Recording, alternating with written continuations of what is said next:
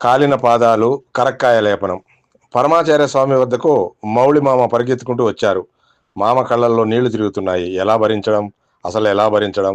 దాదాపు 30 సంవత్సరాల క్రితం జరిగిన ఈ సంఘటన ఇప్పుడు తలుచుకున్నా మామ కళ్ళల్లో కన్నీళ్ల ధార. అసలు ఎందుకు అలా జరిగింది?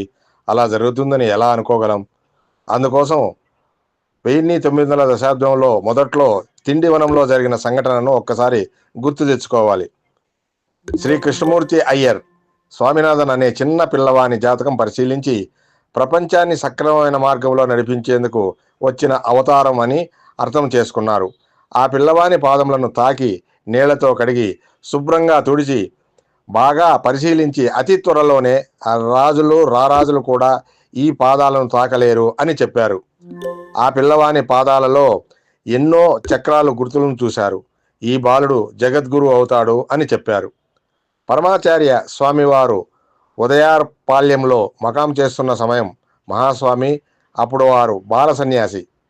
వారు అనుష్ఠానం చేసుకుంటూ ఉండగా ఉదయార్పాళ్యం రాజు దర్శనం చేసుకుంటూ ఉన్నారు. ఆయన మంచి పండితుడు.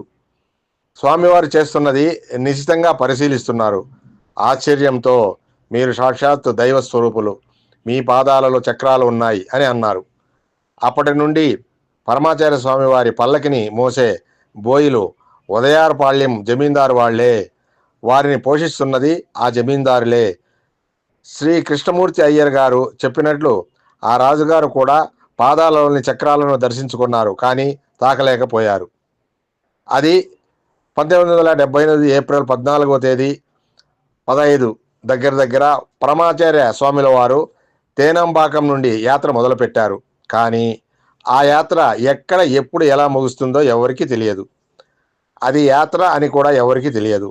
80 ఏళ్ల ప్రాయంలో కేవలం శ్రీ చంద్రమౌళి మామ, శ్రీ వేదపురి మామ, శ్రీ కంఠన్ మామ ముగ్గురు సేవకులతో నడుతున్న యాత్ర అది.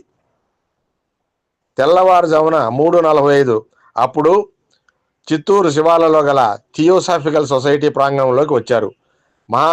మహాస్వామి వారు పూజ కోసం ఒక మామిడి చెట్టు కింద కూర్చున్నారు.